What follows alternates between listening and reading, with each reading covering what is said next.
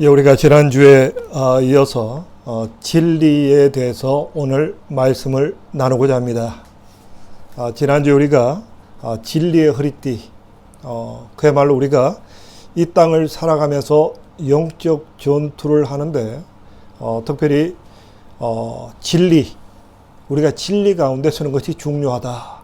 특히 우리가 마지막 때를 살아가면서 참된 진리를 붙잡고 살아가는 것이 참 중요하다라는 말씀을 나눴습니다. 오늘 저는 본문을 통해서요, 좀 더 구체적으로, 좀 더 이제 실제적으로 이 진리라는 주제를 가지고 또 말씀을 나누고자 합니다. 특별히 우리 사람들은요, 누구나 자기가 옳다라고 생각하는 바를 가지고 또 그렇게 믿고 살아간다라고 생각합니다. 뭔가 나는 올바르다, 나는 이렇게 살아간다 하는 뭔가를 가지고 우리는 살아간다는 거죠. 더군다나 우리 하나님의 사람들은 더군다나 이 진리에 민감할 수밖에 없습니다. 왜냐하면 예수님께서 너희가 나와 함께 있으면 진리를 알지니 진리가 너희를 자유케 하리라. 우리 하나님의 자녀들은 이 진리에 참된 진리가 뭔가를 아는 것이 참 중요하다라고 생각됩니다. 오늘 본문에 보면 세 가지 유형의 사람들이 등장하고 있습니다. 어쩌면 현대를 살아가는 많은 사람들의 어떤 대표성을 가지고 있지 않나 할 정도로 이 세 부류의 사람들이 지금 우리가 사는 세상에도 살아가고 있다라고 생각되어집니다. 첫 번째 유형의 사람을 먼저 보도록 하겠습니다. 우리 한번 33절을 보도록 하겠습니다. 33절 제가 읽겠습니다. 이에 빌라도가 다시 관정에 들어가 예수를 불러가로되 내가 유대인의 왕이냐. 빌라도라는 사람이 등장합니다. 빌라도가 그 당시 신분이 뭐냐면 예루살렘을 중심으로 남유다를 통치하는 총독이었습니다. 왕은 아니었지만 거의 왕의 버금가는 권력을 가졌던, 그리고 그 당시 로마가 세계를 지배했는데요, 이 예루살렘이라는 자리가 굉장히 중요한 장소였습니다. 왜냐하면 예루살렘이 세금을 거둘 수 있는 어떤 돈이 모이는 장소였습니다. 지금의 이집트 쪽에 있는 알렉산드리아, 이 지역과 예루살렘, 로마, 이 세 지역이 그 당시 로마가 가장 중요하게 생각하는 도시였습니다. 지금도 그렇지만요, 그 당시에도 디아스포라로 흩어졌던 유대인들이 어마어마한 경제력을 가지고 있었습니다. 그 어마어마한 경제력을 가지고 있는 유대인들이 명절 때마다 예루살렘에 와서 헌금하는 그 헌금이, 그리고 그 헌금의 일부를 취하는 로마에게는요, 굉장한 경제적인 중요한 장소였다는 거죠. 그러니까 적어도 로마에서 예루살렘으로 파견되는 총독은요, 적어도 로마에서 인정받는 아주 능력이 있는 사람이 총독으로 보내졌다라는 거죠.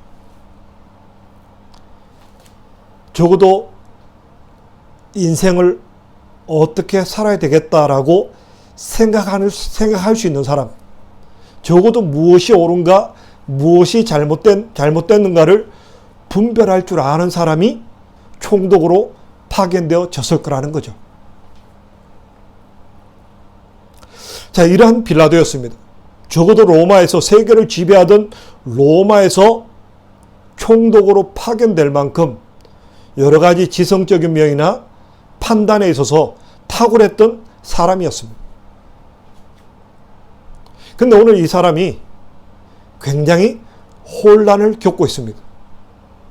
왜냐하면 새벽에 유대인들이 몰려와서 예수님을 재판해달라. 근데 이 빌라도가 그 재판 내용을 보니까, 그 유대인들이 고소하는 고소장을 보니까 이거는 죄가 어떤 벌을 줄 만한 근거가 없더라는 거예요. 로마는 법이 지배하던 시대였습니다. 로마는 어떤 1000년 동안 로마가 지속됐던 이유가 법이 있었기 때문에, 합리적인 사고를 하는 그 능력이 탁월했기 때문에 로마가 1000년을 지배했습니다. 근데 이렇게 합리적으로 교육받았던 이 빌라도가 이 고소장을 보니까 전혀 형편없는 고소장이었습니다. 어떤 법으로 벌을 줄 만한 근거가 전혀 없었다라는 거죠. 자, 이렇게 한 부류의 사람이 있었고요. 또 한 부류의 사람들이 나타납니다. 우리 한번 28절을 보도록 하겠습니다. 28절 우리 같이 한번 읽습니다. 시작. 저희가 예수를 가야바에게서 관정으로 끌고 가니 새벽이라. 저희는 더럽힘을 받지 아니하고 유월절 잔치를 먹고자 하여 관정에 들어가지 아니하더라.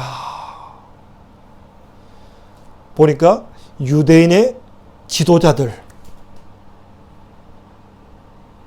가장 하나님을 잘 섬긴다는 유대인의 지도자가 등장합니다.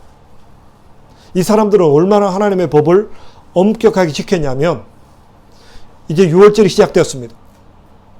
유월절 명절이 시작됐기 때문에 총독의 관저, 총독이 살고 있는, 또 총독이 재판하는 그 관저에 부정 탄다고 들어가지 않았다. 정결법. 우리는 거룩한 유대인이기 때문에 이방인의 땅에 들어가지 않겠다. 더군다나 하나님께서 명령하신 유월절 아침에 이방인의 땅에 들어가면 부정을 타기 때문에 나는 들어가지 않겠다. 우리는 들어가지 않겠다. 엄격하게 하나님의 말씀을 지켰던 사람이에요.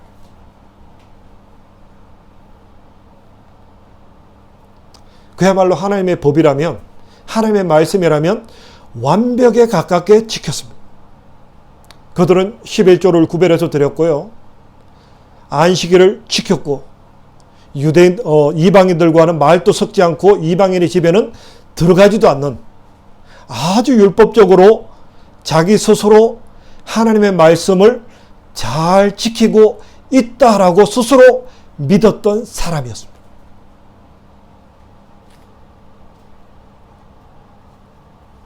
어쩌면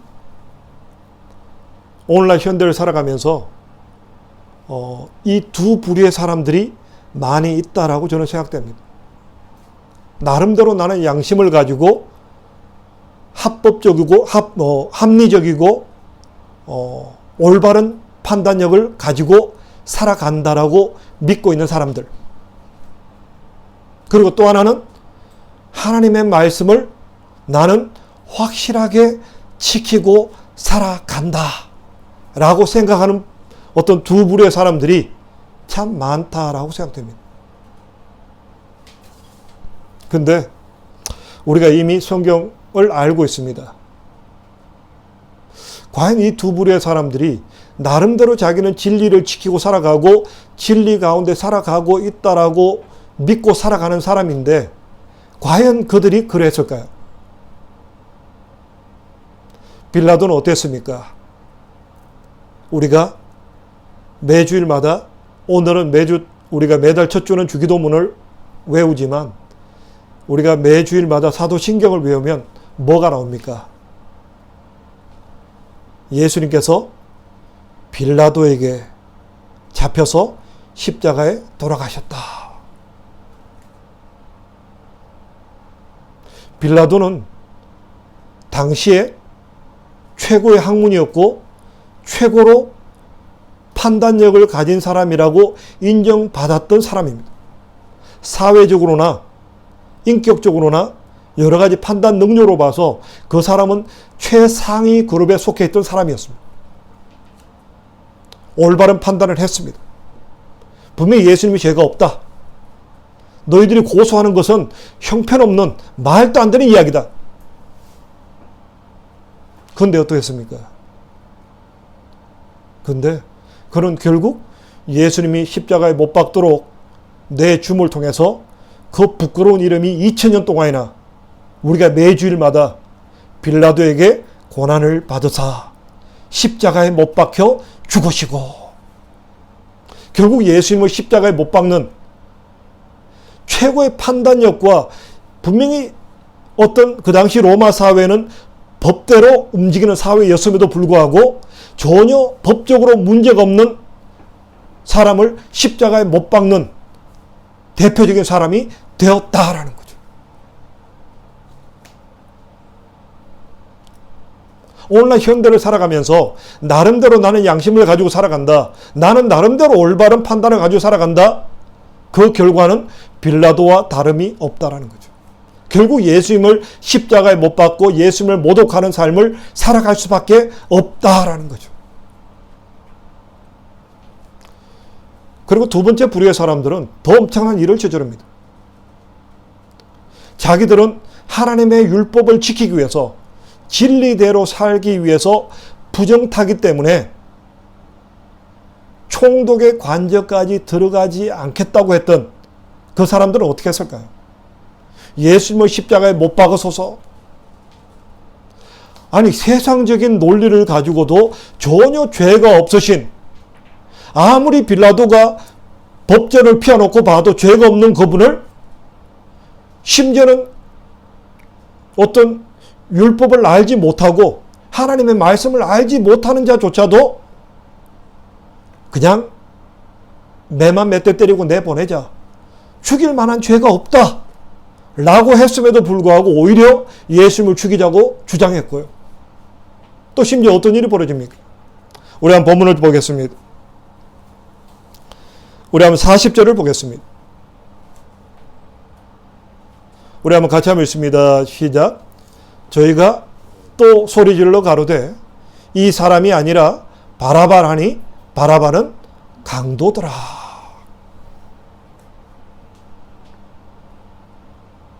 그죠?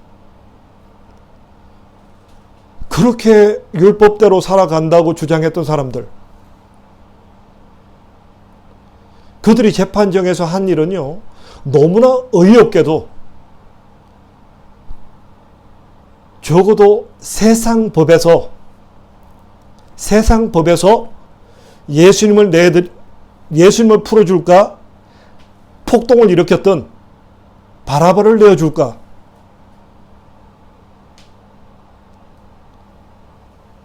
분명히 세상 법에도 보면 강도가 훨씬, 폭동을 일으킨 이 바라바의 죄라는 것은 훨씬 더 높음에도 불구하고 적어도 하나님의 율법을 알고 율법을 가르친다는 사람이 오히려 세상 법정보다 더 악한 결정을 내리게 되었다는 거죠.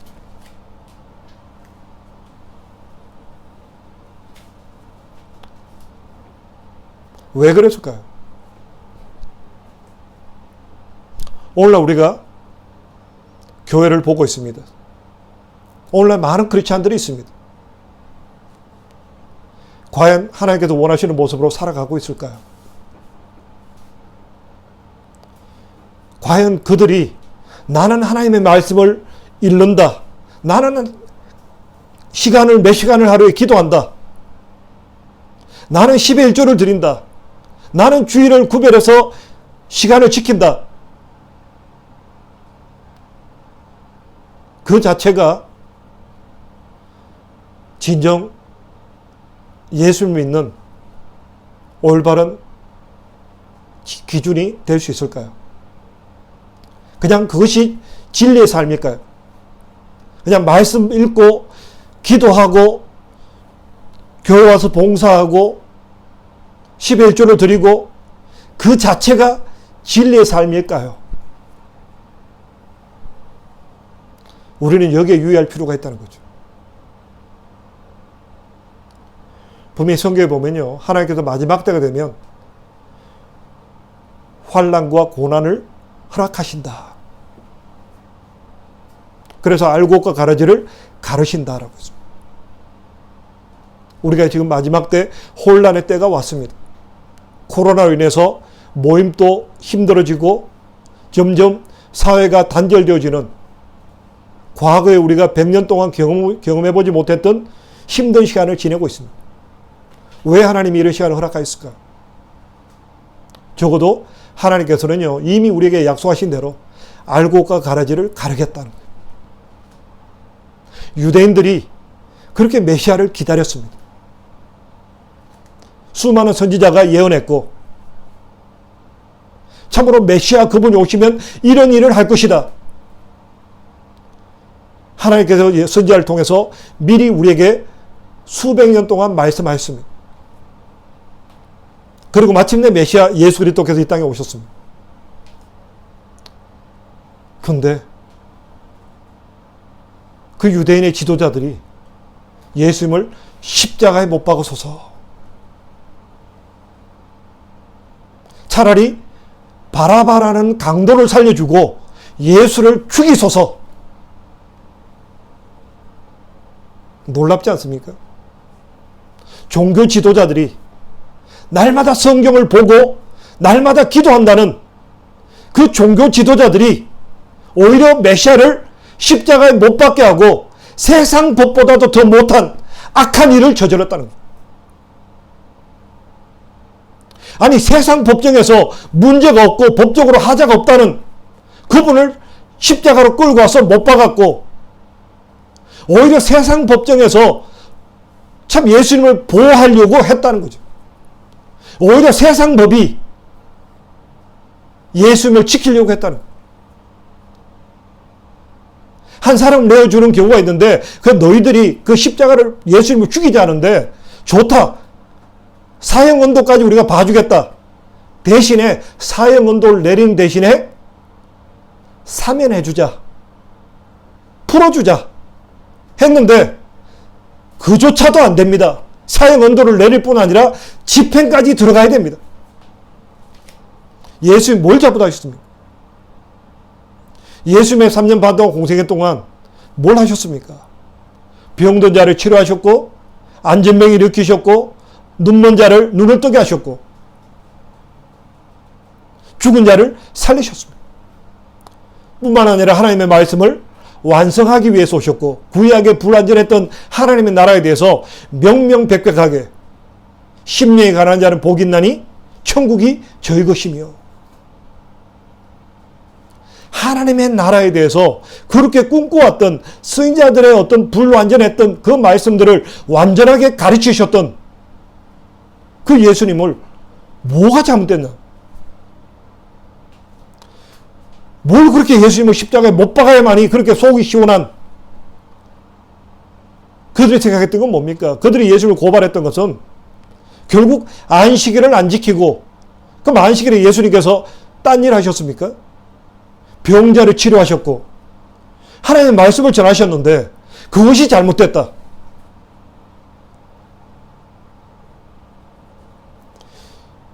이방인의 집에 들어가서 그야말로 잃어버린 양을 찾아서 들어가서 그들과 함께 교제했다. 그게 잘못이었습니까? 그리고 심지어 하나님의 아들이다.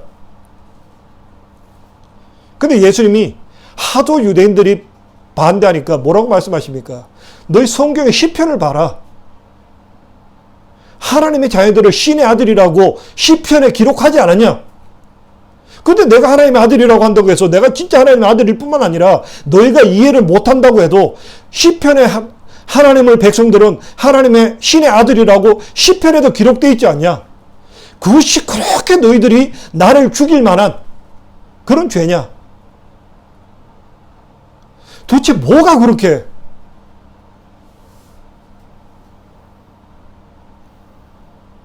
그 유대인의 마음속에 뭐가 있었을까요? 왜 그렇게 유대인의 지도자들이 예수님을 죽이려고 했을까요?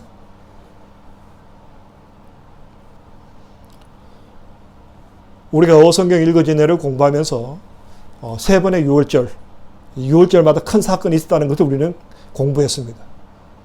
예수님의 첫 번째 유월절에서 한 것이 무엇이었습니까? 성전 청결 사건이었습니다. 성전의 장사치들을 몰아내고 테이블을 뒤집으셨어요. 그것이 굉장히 쇼킹한 사건이었어요. 왜요? 성전에서 장사하는 것, 그것이 유대인 지도자들의 가장 큰 이슈였고 가장 마음 깊은 속에 있는 중요한 문제였다라는 거죠. 예수님께서 자기의 장사하는 경제적인 부를 형성하는 그 판을 깨버리신 거예요. 그래서 성경은요, 계속해서 이야기하고 있습니다. 바리새인들은 돈을 사랑하였더라. 그들이 하나님의 성전에 와서 온갖 예배를 드리고 기도를 하고 말씀을 받지만 결국 그들의 중심에 뭐가 있었냐? 결국은 돈이었다는 거예요.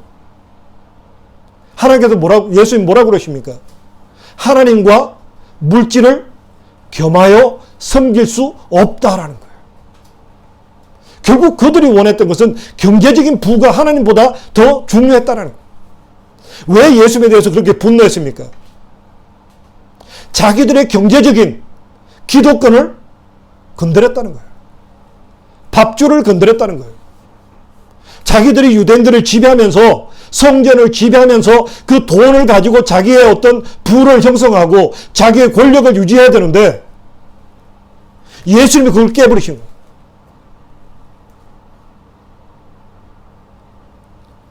자기들이 영적인 것처럼 경건한 것처럼 사람들 앞에 기도하는 모습을 보여주고 나 금식한다 표신하게 나 금식하는 모습을 보여주고 11조 나 하고 있어. 나 성경을 그렇게 읽고 있어. 나 시간을 정해놓고 기도하고 있어. 근데 그 속에 가장 중요한 게 뭐였을까요? 그 사람들에겐요, 돈이 하나님이었다는 거예요. 그렇게 분노한 거예요. 밥줄을 건드렸다는 거예요.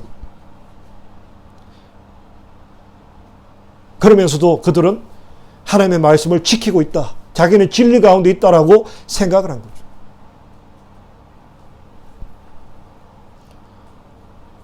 오늘날 많은 성도들도 그렇게 살아가고 있습니다. 예수를 믿노라 하면서 결국 자기들이 원하는 것은 예수 믿고 사업이 잘 되고 자녀가 잘 되고 그래서 내가 높아지는 거. 얼마나 우리 인간들이 이런 죄를 범하는지 모릅니다. 항상 모든 인간들은 그렇게 해왔습니다. 예수님 보리떡 5개 물고기 2마리 가지고 5,000명을 먹이실 때도 사람들이 예수님께 몰려왔습니다. 왜요? 예수님이 능력이 있기 때문에. 예수님으로부터 그 베네핏, 그 물질적인 도움을 받고 싶은 거예요. 어떤 그 경제적인 그 어려움을 해결하고 싶었던 거예요. 예수님이 해결해 주셨어요. 그런데 예수님은 경제적인 문제를 해결하는데 목적이 있으신 분이 아니었다는 거죠. 오히려 예수님께서 그 사람들을 물리치십니다. 너희가 나에게 오는 것은 먹고 배부른 까닭이다. 예수님이 원하시는 건 그게 아니었다는 거예요. 그럼 예수님이 원하시는 건 무엇이었을까요? 왜 예수님께서 비참하게 왕으로 오셔서 그 낮고 낮은 이 땅에 오셔서 죄인 취급받으시고 올바른 재판도 받지 못하시고 비참한 그 십자가의 길을 가셨던 그 이유가 뭘까요? 우리 오늘 본문을 통해서 함께 보도록 하겠습니다. 우리 36절을 보도록 하겠습니다. 36절 한번 같이 읽겠습니다. 시작.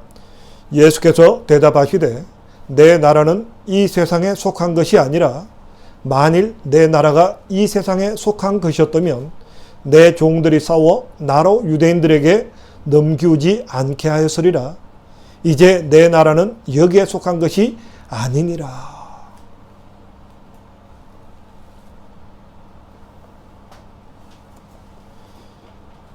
이것이 신앙입니다. 이게 크리스티애니티예요. 왜 신앙이 어려우냐? 왜 우리 기독교가, 왜 우리가 하나님을 따르는 것이 힘들고 어려운가? 하나님께서 우리에게 주시고자 하는 것이 우리 인간의 어떤 육적으로 원하는 것을 주시는 것이 하나님의 뜻이 아니기 때문에. 하나님이 우리에게 주시고 싶어 하는 것은 이 나라가 이 땅에 있는 이 세계가 아니라는 거죠. 하나님의 나라, 화려하고 아름다운 완전한 하나님의 나라, 우리 눈에 안 보이는 거예요. 그래서 어려운 거예요. 많은 사람들은 눈에 보이는, 뭔가 눈에 보이고 남에게 인정받고 뭔가 물질적으로 또 환경적으로 또 자녀 문제가 해결되어지는, 어쩌면 형이 하학적인, 형이 상학적인 것이 아니라 형이 하학적인, 여기에 관심이 있다는 거죠. 근데 주님께서 우리에게 주시고 싶은 것은 사인으로 우리에게 가끔씩 보여주시지만 궁극적으로 그게 아니라는 거죠. 만약 예수님께서 이 땅에서의 평화, 이 땅에서의 어떤 번영을 추구하셨다면 십자가 길을 가실 필요가 없었다는 거죠. 예수님 말씀하시잖아요. 만일 내 나라가 이 세상에 속한 것이었다면 내 종들이 싸워서 나로 유대인들에게 넘기지 않았을 거다. 예수님께서 이 땅에서 병자를 치료하시고 보리떡 5개 물고기 2마리 가지고 5,000명을 먹이시고 수많은 기적을 베푸셔서 이 땅에서 왕이 되시고자 했다면 유대인들 지도자가 예수님을 십자가에 넘기지 않았다는 거죠. 왜요? 예수님이 왕이 되면 먹을 거 해결되고 기적을 경험하고 어림이 없는, 만약 그렇게 예수님께서 왕으로 이 땅에 오셨다면 예수님이 십자가에 달리실 필요가 없었다는 거죠.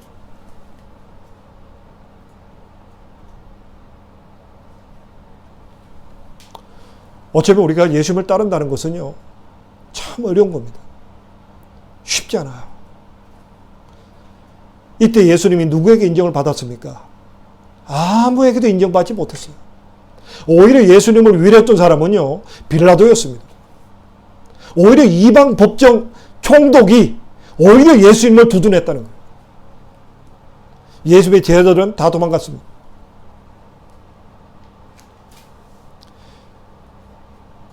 하나님의 말씀을 가지고 있고 하나님의 법대로 살아간다고 생각하는 그 유대인들, 오히려 예수님을 십자가에 못 박으라고 외쳤습니다. 이상하지 않습니까? 비논리적이지 않습니까? 합리적으로 생각하면 예수님이 잘못했네. 그 수많은 유대인들이 십자가 못 박으라고 그러니까 뭔가 예수님은 문제가 있는 거 아니냐. 합리적인 판단이죠. 근데 과연 예수님이 십자가에 못 박아 죽을 만한 이유가 있었을까요? 오늘날도요, 결국 육체적인 크리스찬들, 교회를 통해서 마음의 평화를 얻고 물질적으로 안정되고 자녀들의 삶이 형통해지는 이것의 목적을 가지고 살아가는 사람들, 그 사람들을 통해서 하나님 말씀대로 살고자 하는 사람들이 얼마나 핍박받고 어려움에 처하는지 모릅니다. 하나님의 말씀을 따른다는 것이요, 쉽지 않아요. 다수결입니까? 12명의 정탐꾼을 보냈습니다. 2사람은 하나님의 뜻을 쫓았고 10명은 반대했습니다. 항상 우리 인간은요, 하나님의 뜻보다는 자기들의 계산, 자기들의 생각으로 분별하고 판단하려고 합니다.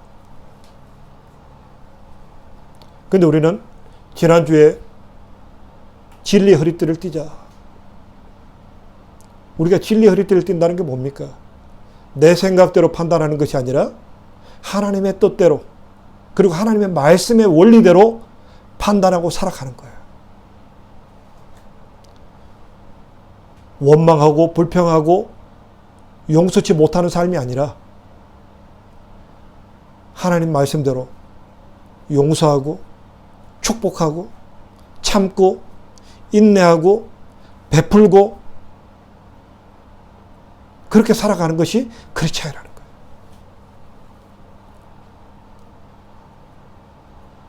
근데 우리 인간은 어떻습니까? 비방하고 남을 끌어내리려고 하고 분리시키고, 그 인간의 본성 아닙니까? 비난하기에 바쁘고 좋은 모습보다는 나쁜 모습을 보려고 하고 비판하는 데 익숙해 있는,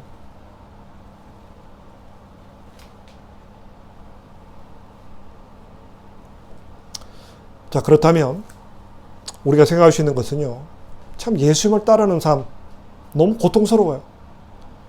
우리에게 모델을 보여주셨어요. 아무든지 나를 따라오려거든. 너희 나를 봤지? 내가 이 땅에 와서 그렇게 하나님의 말씀을 전해주고 하나님의 능력을 보여주었건만 돌아오는 것이 결국 핍박과 십자가의 죽음밖에 없지 않니? 그러면서 예수님이 말씀하신 게 뭡니까? 아무든지 너희가 나를 따라오려거든 결국 나의 십자가를 지고 나를 쫓아와라. 이게 주님을 따르는 삶이라는 거죠. 주님을 따르는 삶이 행복하고 복되고 하는 것마다 잘되고 기도할 때마다 응답받는 그런 아름다운 꽃길이 아니다라는 거죠. 핍박이 있고 외로움이 있고 비방하고 곤모술수가 판치는 이 땅에서 살아가는 거예요.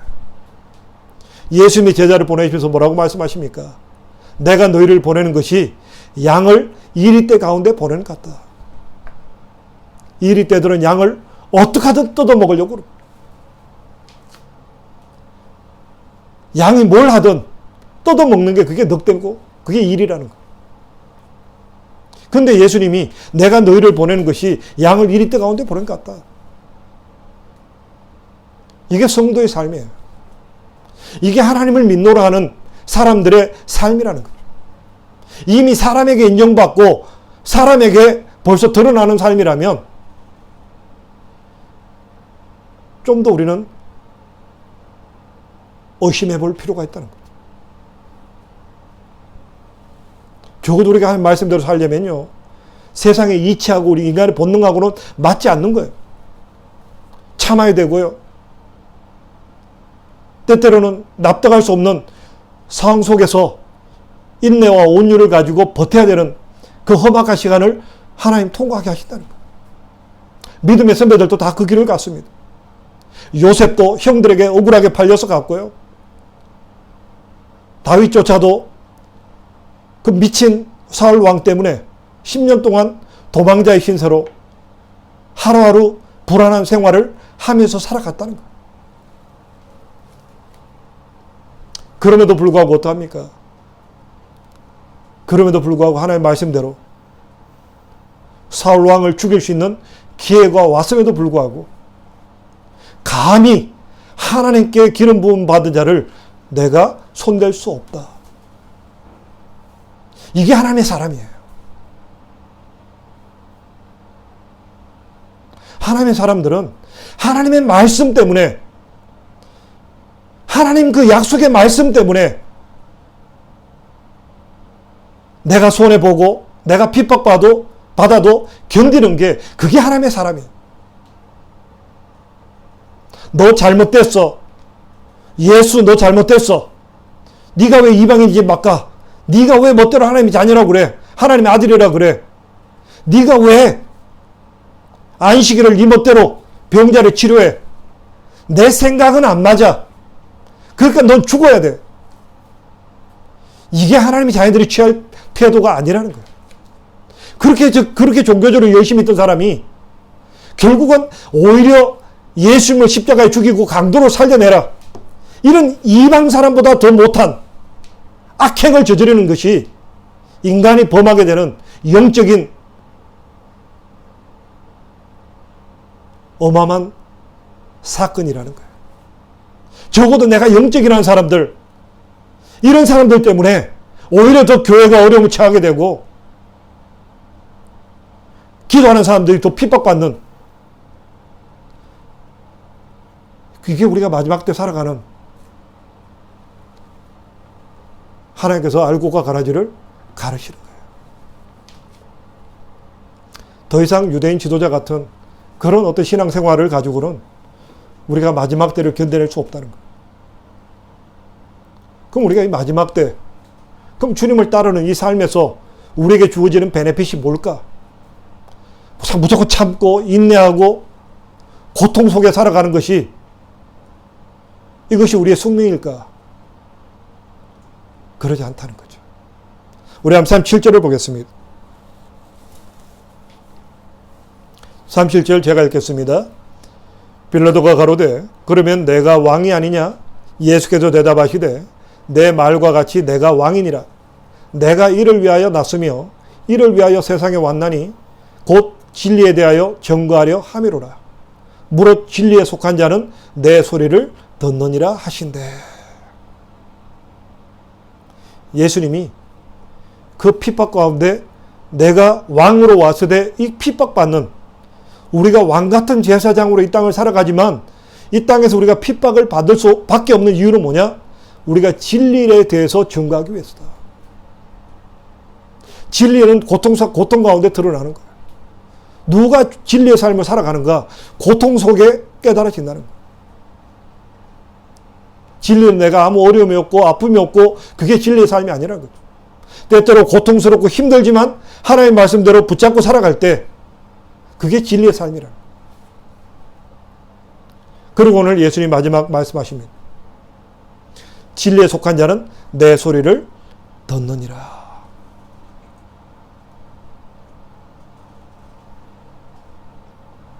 우리 구원받은 우리 하나님의 자녀들에게 하나님께 주신 가장 큰 특권이 뭐라고 생각되십니까? 요한일서 5장에 보면요, 내가 이거를 쓴 것은 너희에게 영생이 있음을 알게 하려 함이다.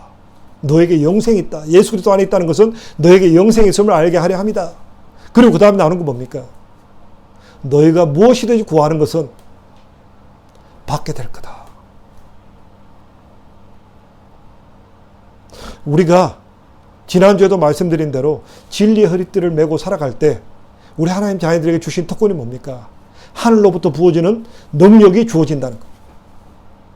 그 능력의 가장 핵심이 뭡니까? 바로 하나님의 말씀이 들리기 시작한다는 거예요.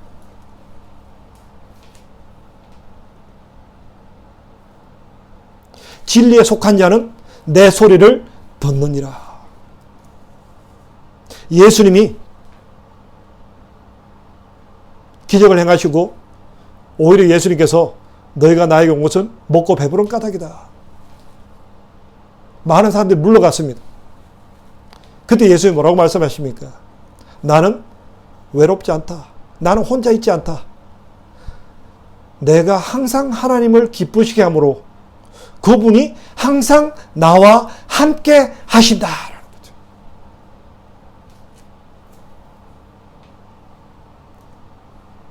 우리가 진리 가운데 살아가야 될 이유가 뭐냐? 우리가 진리 가운데 살아간다는 것이 그냥 단순히 어떤 겉으로 드러난 표상이 아니라는 거예요. 우리가 진리 가운데 살아간다는 것은요, 결국 하나님의 음성을 듣고 하나님과 동행하는 삶을 살게 되는 특권을 누린다는 거예요. 예수님은 이 삶을 선택하셨다는 거예요. 이게 진리의 삶이라는 거예요. 우리가 왜 진리의 삶을 살아가야 되는가? 우리가 핍박을 당하고 오히려 합리적이고 논리적으로 살아가는 것이 세상 사람들에게 인정받을 수 있습니다. 오히려 많은 군중들처럼 우리의 본성처럼 남을 욕하고 비방하는 자리에 같이 있는 것이 그것이 더 쉬울 수 있어요. 그럼에도 불구하고 우리가 왜 인내하고 하나님 말씀대로 살아가기를 몸부림치면서 살아가야 하는가?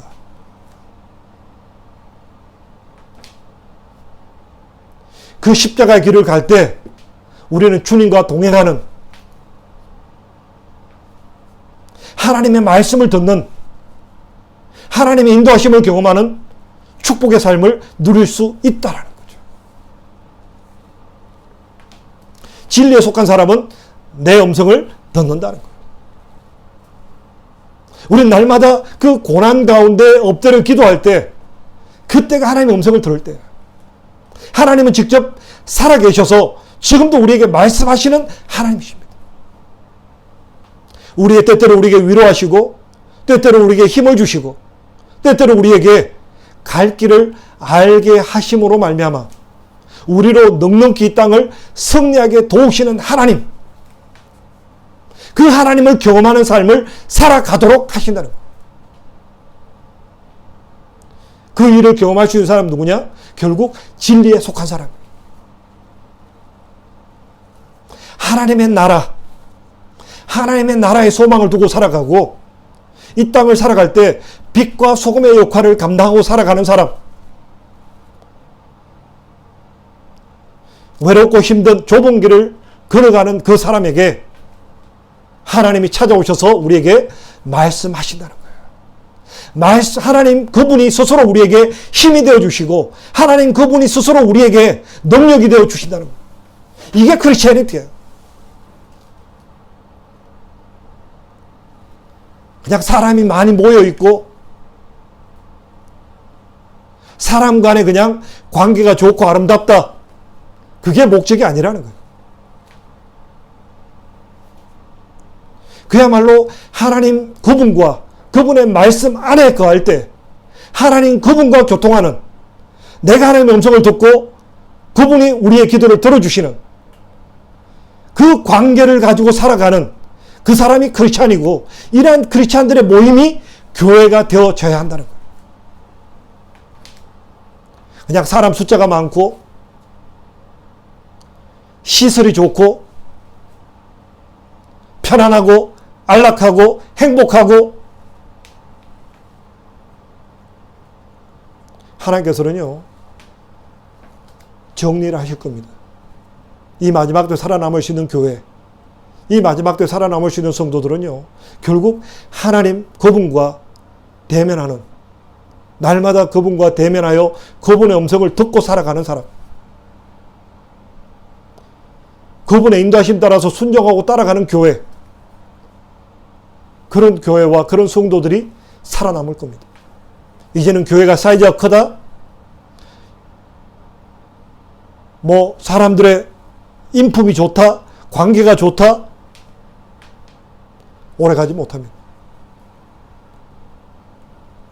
유대인들, 지도자들, 기득권을 가졌지만 결국 그들은 오히려 예수님을 십자가에 못 박고 오히려 예수님을 강도보다도 더 나쁜 메시아, 그렇게 하나님이 기대했던 메시아를 보내셨지만 영의 눈이 어두워져서 물질 때문에 자기들의 이익을 위해서 오히려 예수 그리스도를 십자가에 못 박아버리고 부끄러운 역사를 경험하게 되는 어리석은 땅에 떨어지게 되었다는 거예요. 우리가 이 땅을 마지막 때 살아가는 사람들은요 하나님의 음성을 듣고 살아가는 거예요. 이 땅에서의 안락함, 이 땅에서의 어떤 물질적 안정, 이 땅에서 어떤 자녀들의 어떤 복된 삶, 그것은 하나님이 우리에게 주시고 싶어 하는 거예요. 어떤 아비라도 어떤 부모라도 자식에게 그걸 주고 싶어요. 근데 하나님 또 아신다는 거예요. 너희가 너희 자녀 귀한 거 알고 자녀에게 좋은 거 주고 싶다면 하나님께서 그걸 더 잘 아신다는 거예요. 하나님께 우리에게 원하시는 게 뭡니까? 너희는 먼저 그의 나라와 그의 의를 구하라는 거예요.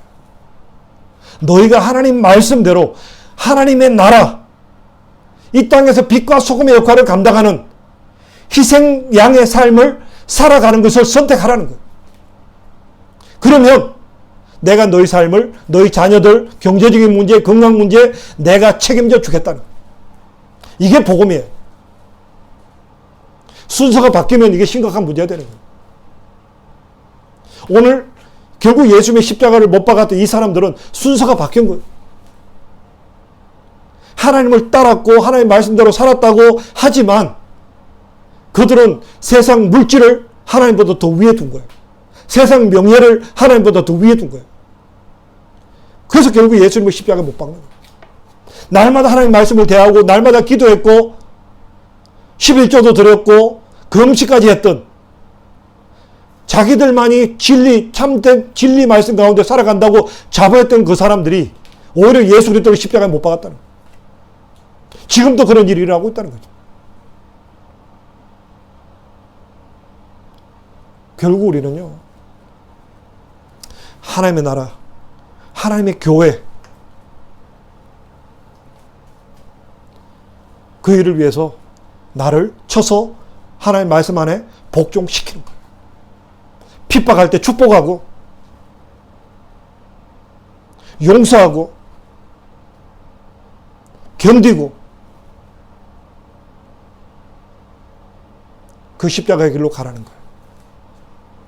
주님이 그렇게 가셨던 것처럼 왕임에도 불구하고 낮고 낮춰서 이 땅에 오셨는데 오히려 십자가의 죽음까지 내려갔던 그 이유가 뭡니까?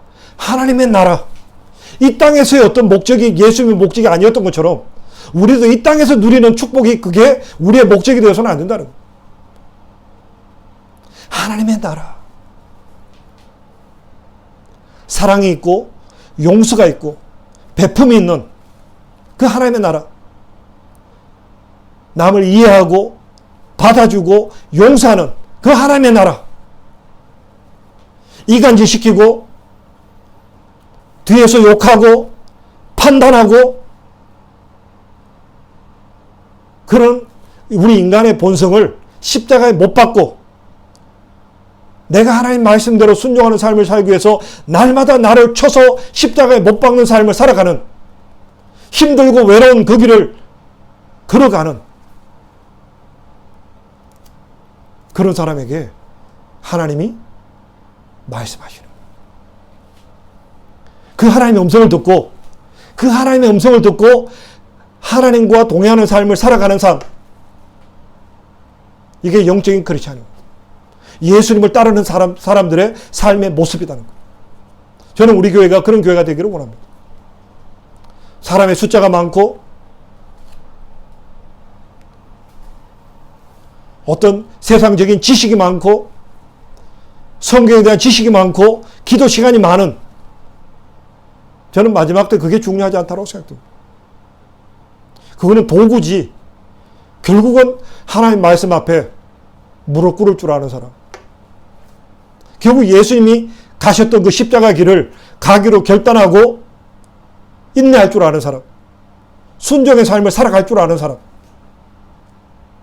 이것이 이 마지막 때 주님께서 원하시는 교회, 주님께서 원하시는 성도의 삶이라 생각되어집니다. 적어도 우리는 우리 자녀들에게 이 올바른 진리를 가르쳐야 된다고 봅니다. 우리 자녀들에게 이 하나님 말씀 때문에 인내하고 하나님 말씀 때문에 아파하고 하나님 말씀 때문에 견뎌내는 이 모습을 보여주고 우리 자녀들에게 하나님의 음성을 듣는, 살아계신 하나님과 날마다 대면하는 삶을 살아가도록 인도하는 그런 부모가 될 수 있는 그런 성도, 그런 성도들의 모임이 우리 인물도 하는 교회 되기를 원합니다. 우리는 마지막 때를 살아갑니다. 더 이상 이제 껍데기에 치중한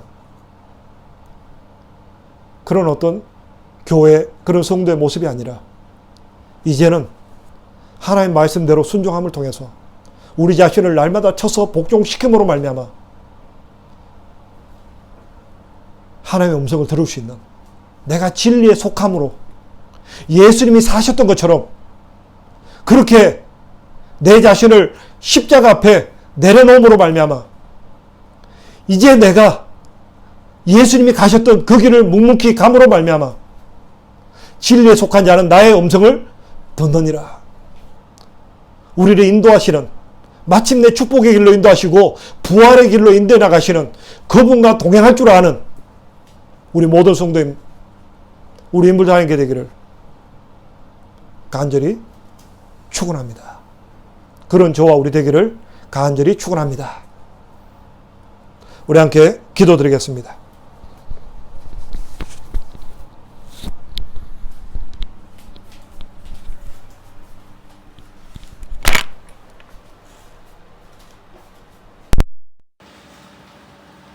살아계신 아버지 하나님, 우리가 마지막 때를 살아갑니다.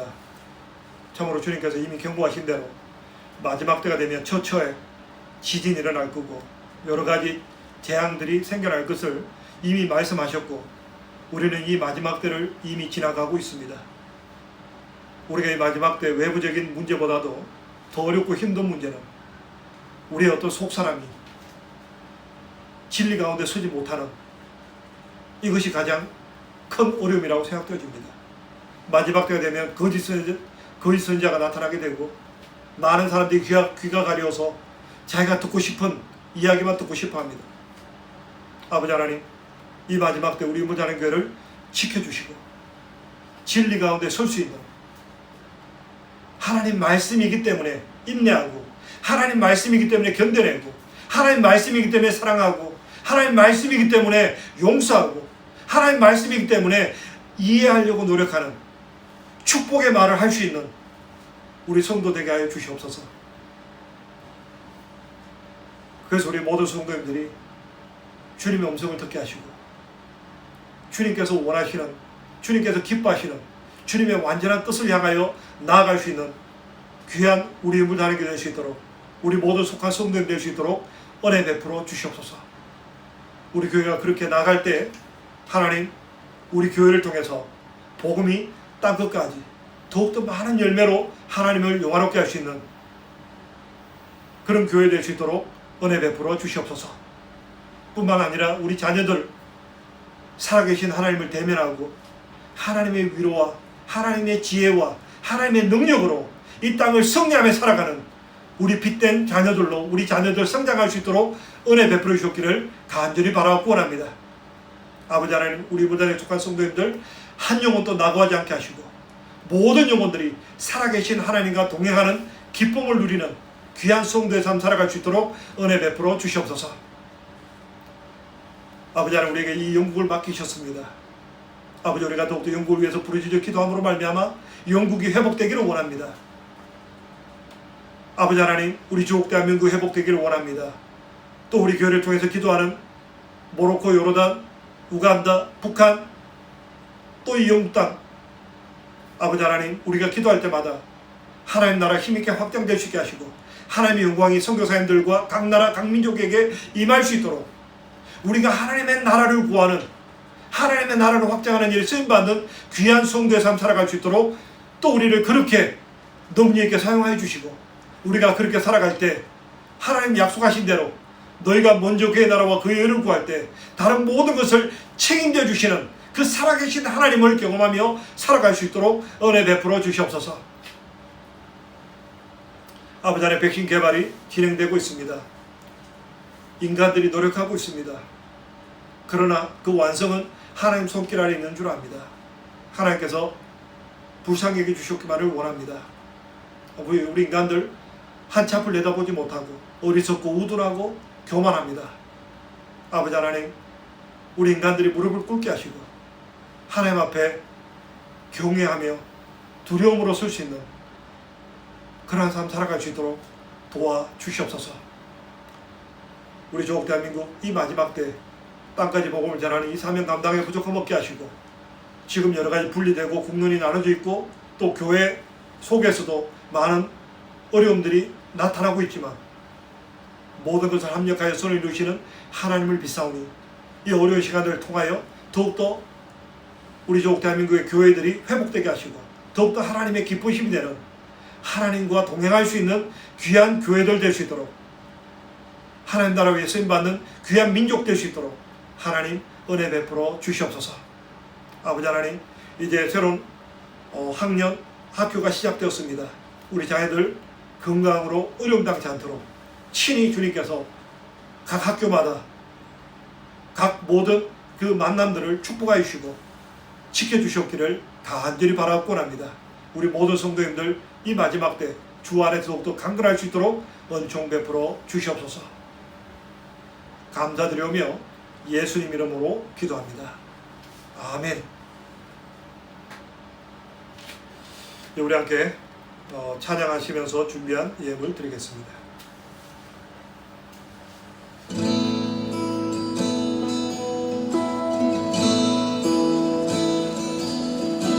주님 큰 영광 받으